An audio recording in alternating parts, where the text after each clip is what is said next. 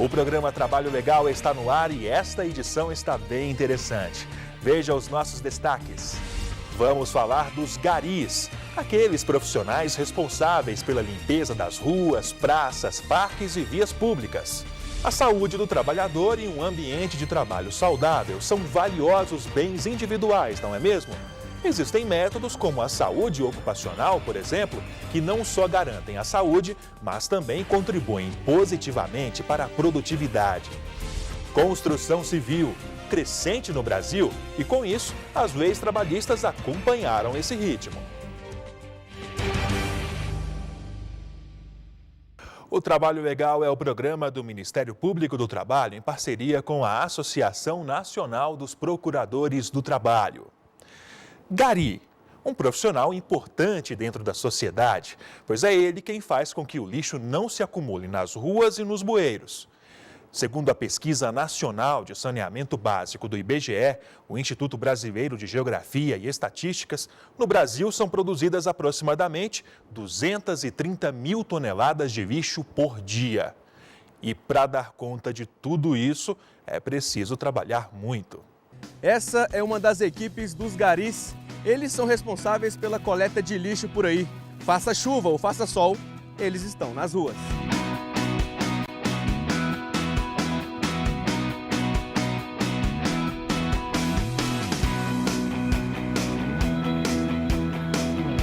A rotina chega a ser bem puxada e a nossa equipe vai sentir na pele como tudo funciona.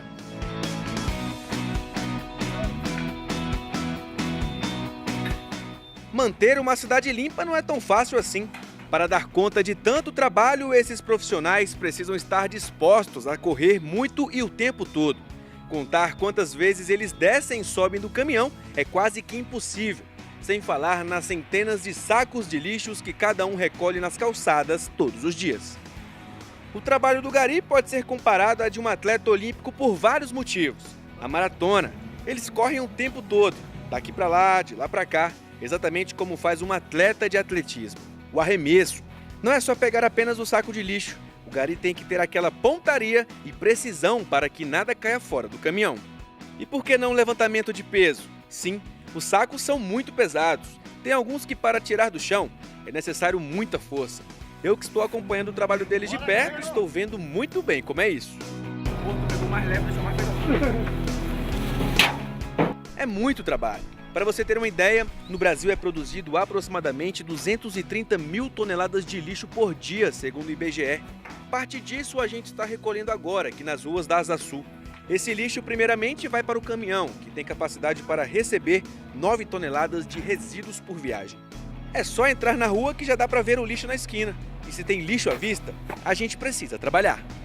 Aqui tem que ter preparo físico 24 horas aqui, porque a batalha aqui é dureza, viu? Aqui não é brinquedo não. A correria é grande. Quando não se tem mais o que fazer na via, é hora de subir no caminhão e seguir para o próximo ponto de coleta. Mãos firmes nos ferros de apoio. E lá vamos nós. Claro, sem perder a atenção. E é preciso estar sempre atento. Sempre atento. Nós que já é acostumado, né? A gente fica assim, conversando aqui, mas a gente está vendo ao redor. Já está olhando para ver se tem algum saco de lixo aí no caminho, já para pegar. É, a gente já está esperto já em descer, subir, correr. E assim todos os dias. Todos os dias. Sol e chuva. Mas o trabalho não fica só por aqui, né, Deusmar? Tem muita coisa. Ajudar o motorista, auxiliar o motorista na hora da ré, na hora das curvas, ter muita atenção, na hora de descer, olhar para os lados, se não está vindo o carro, da direita, da esquerda, é muito perigoso. É atenção redobrada 24 horas. Falando em motorista, esse é o Francisco José de Souza, motorista de caminhão de lixo há muito tempo. O homem é bem concentrado e consegue fazer tudo ao mesmo tempo. Dirigir, olhar o retrovisor, passar a marcha e ainda falar com a nossa equipe. Nosso assunto? Responsabilidade no serviço. A responsabilidade é imensa e a atenção é sempre antenado, né? Todo cuidado o mais possível. A gente fica à frente, o retrovisor, os pedestres, né? E os outros carros. A gente tem que estar sempre atento. Não pode errar em nada, tem que ser 100%. Tem que estar ligado na equipe lá atrás, quando pega o lixo. A questão dos quebra-moles nas quadras, né? Que você tem que não pode passar voado, tem que passar devagar, senão derruba os caras. E todo dia é assim, né, Francisco? Segunda, sábado, se precisar, feriados, se precisamos domingo também, se precisar a gente trabalha, entendeu? Além do salário que pode chegar até R$ 1.124, o gari coletor tem direito ao adicional de insalubridade, no valor de 40%. Adicional noturno, caso o serviço seja realizado à noite ou madrugada. E vale transporte. A jornada de trabalho é de 44 horas semanais. Além disso, tem direito a férias, fundo de garantia por tempo de serviço, carteira assinada e 13º salário, conforme a CLT. Mas por aqui há quem fique triste com dois assuntos meio que corriqueiros. Um deles é o preconceito. As pessoas passam pela gente, tampam o nariz, a gente chama, até às vezes chama a gente até de fedorento, entendeu? Pede pra gente tirar o caminhão da frente da residência, do comércio. Já o outro, o desrespeito. As pessoas também não cumprem com as regras, né? Que é de separar o lixo, não colocar caco de vidro dentro do saco de lixo. Eu fui pegar o saco, na hora que eu peguei só senti o corte. Um engenheiro de segurança no trabalho alerta. O acondicionamento do lixo feito pela população deve ser da forma mais correta, porque existe uma pessoa que vai fazer a limpeza da cidade. Essa pessoa é um pai de família, uma mãe de família que tem que voltar bem para sua família. Para evitar acidentes, os profissionais precisam respeitar as normas de segurança no trabalho e usar os equipamentos de proteção individual. Luvas apropriadas, botas de segurança, uniforme adequado e o boné para se proteger do sol. Só que o morador ou o comerciante também precisa fazer o seu papel para minimizar os imprevistos. Por isso, vão aí algumas dicas. Vidros quebrados, lâminas de barbear e outros materiais cortantes ou perfurantes devem ser colocados dentro de caixas ou enrolados em folha de jornal para não ferir os coletores. Há coleta específica para recolher restos de jardinagem, materiais de construção e animais mortos, desde que dentro de limites considerados não comerciais. Use sacos coloridos para o lixo seco e sacos brancos para o lixo úmido. Esse é o Dia dos Garis. E o bom disso tudo é o sorriso, a satisfação e a animação que cada trabalhador leva na rotina de trabalho. Com certeza, aqui nós trabalhamos alegre 24 horas aqui. Como se diz, defende o pão de cada dia, né? Cuidar da nossa casa, da nossa família. Estamos felizes aqui no trabalho 24 horas, graças a Deus. Aqui todo dia tem uma coisa diferente, isso que é interessante nesse serviço. É o que traz o sustento, a felicidade da família, o pão de cada dia. E eu não poderia deixar de saber. Agora a pergunta que não quer calar, eu representei bem os garis? Com certeza, viu? Se dependesse de mim, você estava contratado a partir de hoje. Eu pensei que cansou um pouquinho no final, mas deu beleza, viu? Passou no teste. Pode ser fichado a qualquer momento. Sendo assim, a gente segue o caminho. Deixa a vida me levar, vida leva eu. Deixa a vida me levar, vida leva eu. E no próximo bloco, vamos falar da saúde do trabalhador brasileiro. É isso mesmo, o assunto será a qualidade da sua saúde no âmbito do trabalho. Não saia daí, voltamos já.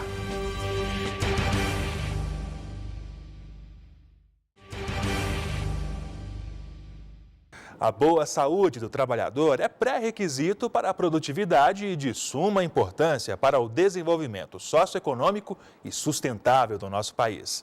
Não é isso, Thaís? Sim, Rafa. Eu fui pessoalmente conferir os meios que algumas empresas adotam para trazer qualidade de vida para os funcionários. Desde 2004, a Política Nacional de Saúde do Trabalhador do Ministério da Saúde visa a redução de doenças relacionadas ao trabalho por meio de ações de promoção, reabilitação e vigilância na área de saúde. E quando se trata de saúde, como dizem por aí, prevenir é melhor que remediar. Não é isso, doutor Marcelo?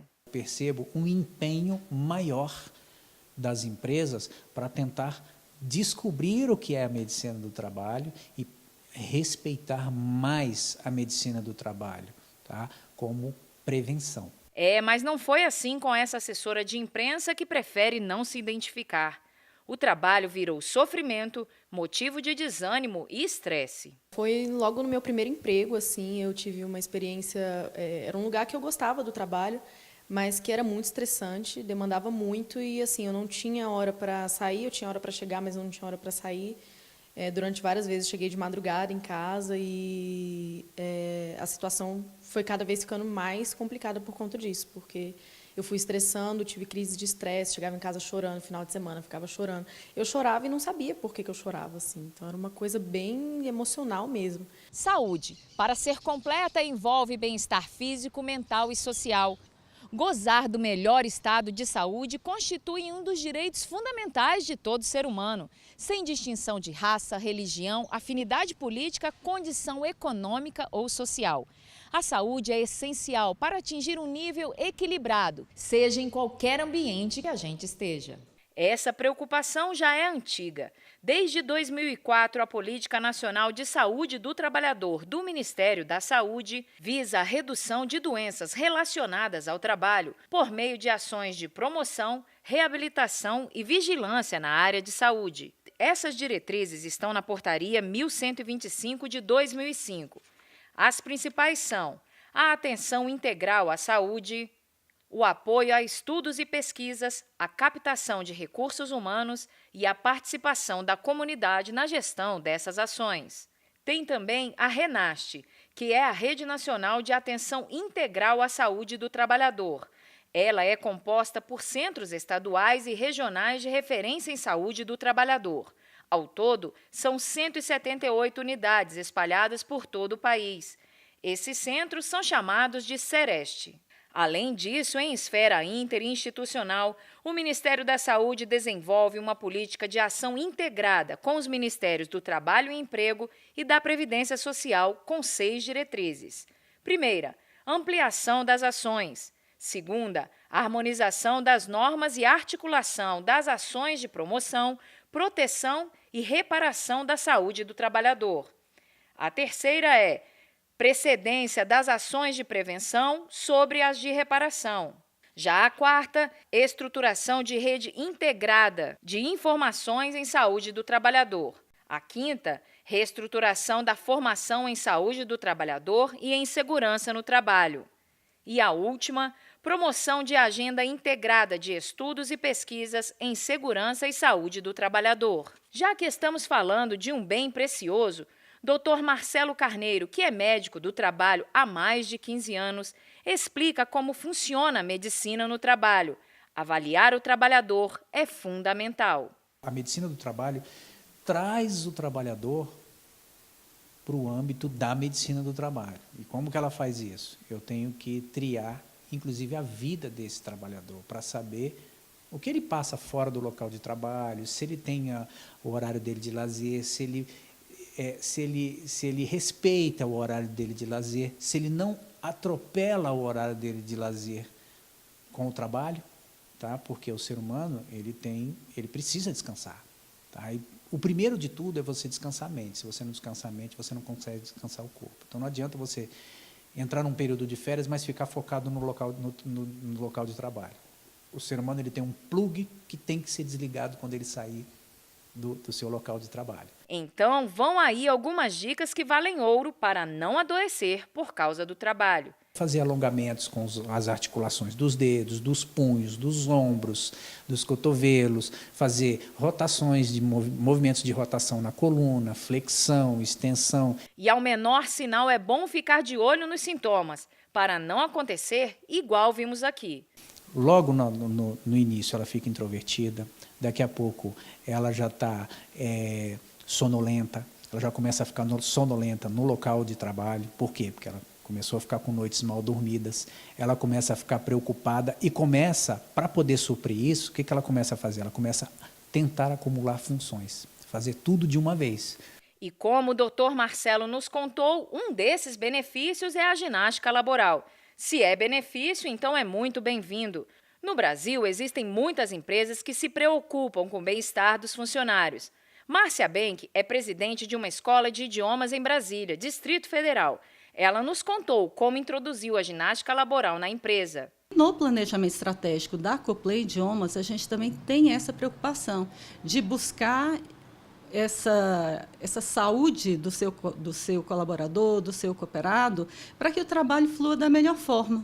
A experiência de adoecimento no trabalho também foi um dos motivos para a Márcia tomar a iniciativa. Eu tinha uma quantidade grande de estresse gerado pelo trabalho e que eu precisava parar para pensar um pouquinho no meu corpo. E nesse momento é que a atividade física ajuda. Algumas vezes eu não tenho tempo de ir à academia, mas em casa mesmo eu faço alongamento aqui, é o que me dá essa sustentação, essa força e me afasta dos consultórios médicos. Então, nada melhor que ir em loco. Olha a gente aí experimentando a atividade.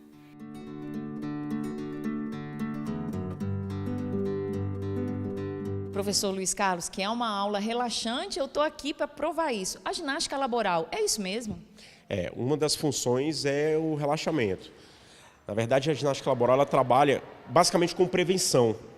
Prevenção de doenças relacionadas ao trabalho. Doenças por repetição. Aí cai também a parte da ergonomia. A pessoa fica o tempo inteiro na mesma posição, trabalhando da mesma forma. Então, a ginástica laboral vem para poder prevenir as lesões que acontecem exatamente por esse posicionamento, esses movimentos repetitivos. Então, é a função primária. Esse primeiro momento, como você mesmo disse, seria a prevenção. E o segundo momento seria uma motivação? Sim, motivar os alunos, os funcionários, no caso, a atividade física. Com isso, tem uma melhoria da qualidade de vida. E os bons resultados da ginástica laboral são comprovados. Nós temos um caso aqui de uma funcionária que tinha atestados de 30 dias, 15 dias, problema no ombro, e isso tem diminuído. Esse ano não teve nenhum, né? Nós estamos o quê? No mês de quase final do ano, não é isso? E, então, isso é uma situação concreta que a gente tem observado. Para os funcionários, o momento vai além do cuidado com a saúde. Para mim, aqui, todas as vezes que tem ginástica, me faz voltar a um centro. Outra coisa que a ginástica faz, como a gente trabalha no meio financeiro, você sabe que tem muita confusão, muito trabalho, e ela faz você dar uma relaxada, uma acalmada. Outra coisa que eu achei muito importante, como juntou as pessoas do trabalho na hora da ginástica. Então, a gente faz a ginástica, está fazendo um bem para a gente, porque a gente faz a ginástica e ainda ri. Se diverte, ri, o professor é muito bom. Ele junta as pessoas, ele busca todo mundo em todos os seus ambientes de trabalho, leva lá para baixo e a gente faz a ginástica, conversa, ri, mesmo que seja só 10 minutinhos por dia. É excelente. Como dizem, corpo são, mente sã. É preciso cuidar da dupla. As relações socioprofissionais no ambiente do trabalho precisam caminhar juntas. Se você tem um ambiente de trabalho que tem condições adequadas, você tem uma organização do trabalho que é justa, mas você tem uma relação socioprofissional que não é justa, então colegas que brigam entre si, que competem entre si, chefes que são assediadores no ambiente de trabalho, você também agride a saúde do trabalhador, né? Então toda essa vertente que a gente tem trazido agora nos últimos anos, principalmente a partir da década de 50, com a ergonomia da atividade, a psicodinâmica do trabalho, ambas de origem francesa, a gente trabalha com a perspectiva da promoção da saúde nos ambientes de trabalho. Opa, ela falou em psicodinâmica do trabalho?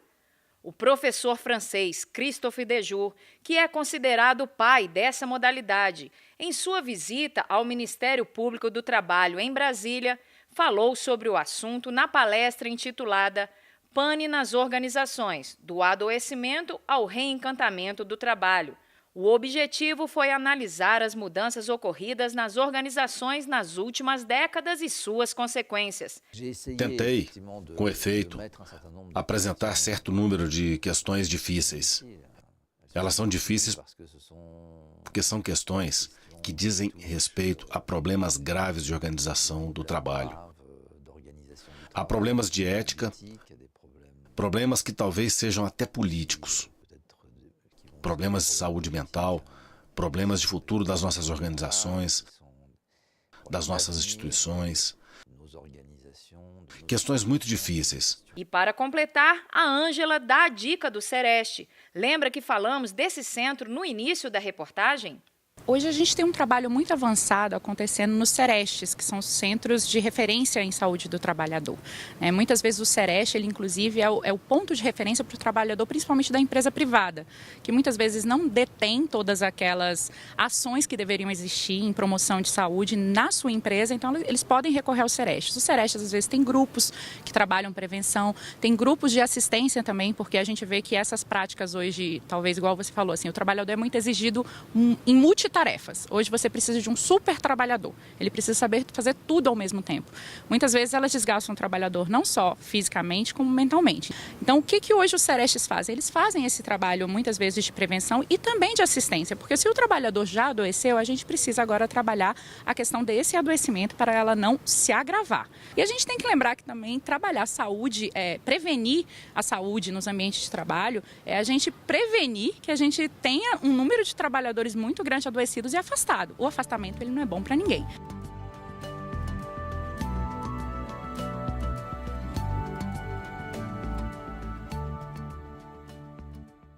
Depois do intervalo, construção civil e leis trabalhistas que regem a categoria.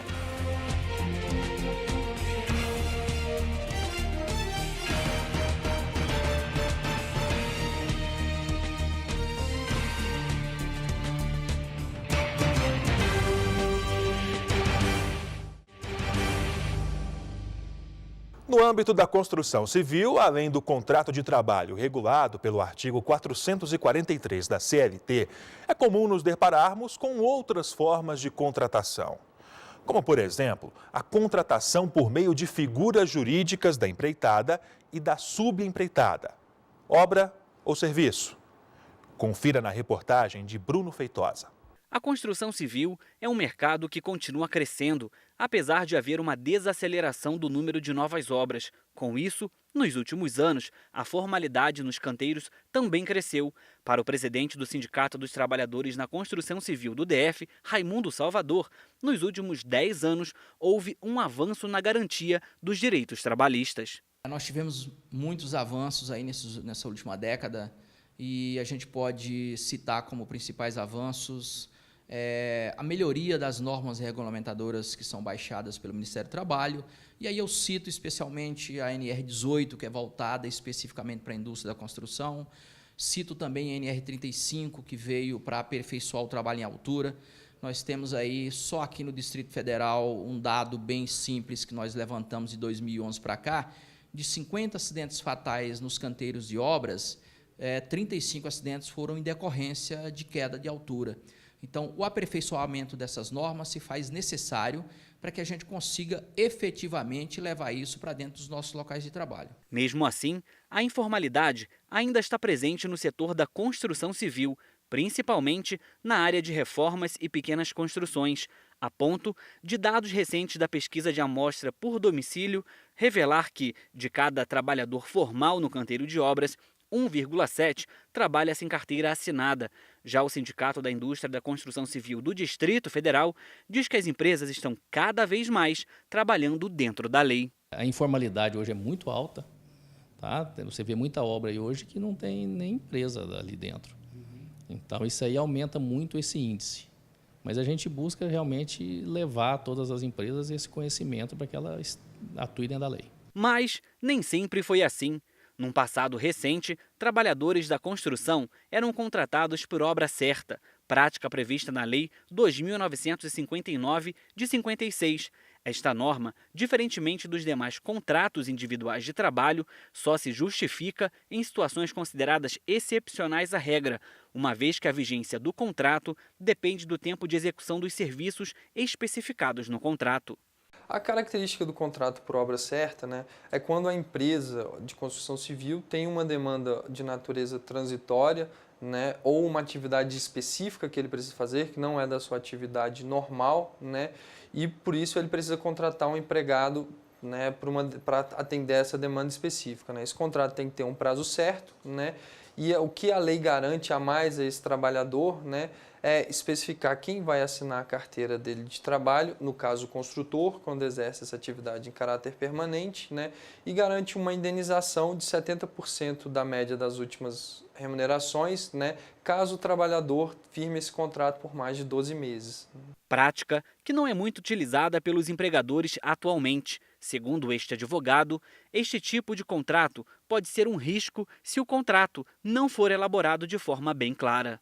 Esse contrato pode sair mais caro caso depois a justiça aponte que, né, foi feito de forma errada e aí torna-se um contrato por tempo indeterminado, né? Ou seja, como se fosse um trabalhador normal, ordinário da empresa, né? Em Minas Gerais, uma empresa do ramo da construção civil foi condenada por fazer sucessivas contratações por prazo determinado para a prestação de serviços ligado à atividade fim da empregadora, fato que evidencia fraude e efetivo prejuízo aos empregados. Na ocasião, o MPT apurou que a empresa se utilizava habitualmente da contratação de empregados por obra certa e que os serviços eram relacionados às obras nas áreas de engenharia de montagem de materiais de isolamento térmico, construção civil e consultoria técnica nessas áreas. Na defesa, a empresa ressaltou que não se pode confundir o contrato por obra certa com terceirização, mas diante das inúmeras ações contra a empresa, demonstrando a insatisfação dos empregados com o descumprimento da legislação trabalhista,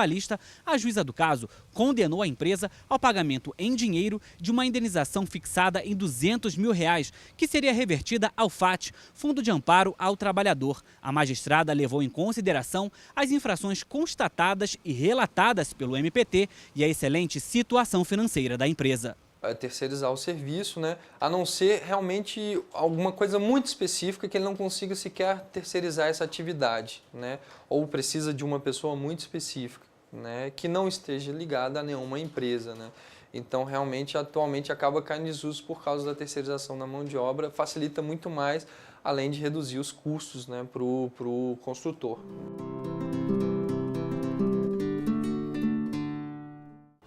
E a sua sugestão de reportagem é sempre muito bem-vinda no Trabalho Legal.